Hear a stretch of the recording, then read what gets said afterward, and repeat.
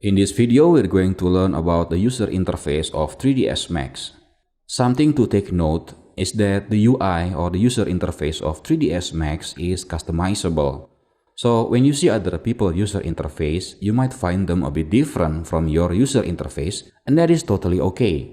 For example, you might notice right away that I have light color user interface and that your user interface may be in dark color. This is because I intentionally changed the user interface to bright color so it looks clearer in the video.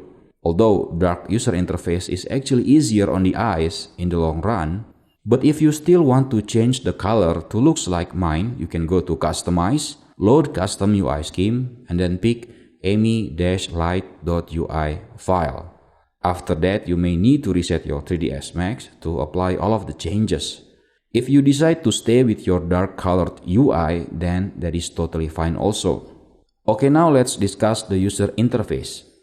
Up here, you will find the menu. This is standard among Windows-based application. Below it, you will find the main toolbar.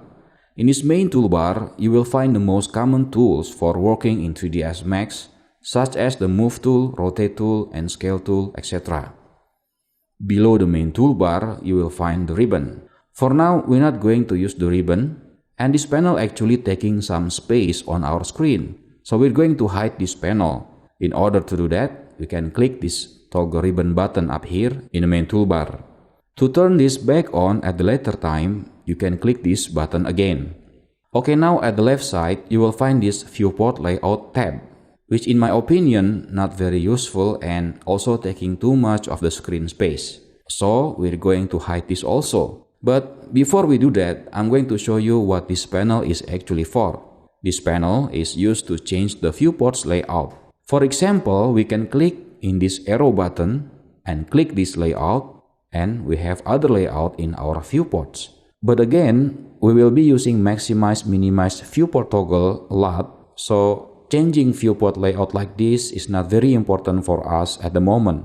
To hide this panel, we need to switch back to our standard quad viewport and just right-click in this line symbol and turn off this Viewport Layout tabs checkbox. Next is the Scene Explorer. This panel is new to 3ds Max 2015, and in the prior versions, we actually have this in separate panels. We can call this panel using this button, which is called Manage Layers up here. For now, let's just hide this panel. We can do this in several ways. One way to do this is by dragging this panel's bar, like so, and hit the X button. Okay, now the viewports. The viewports are like windows where we can see our 3D world from different angle. By default, we have 4 viewports.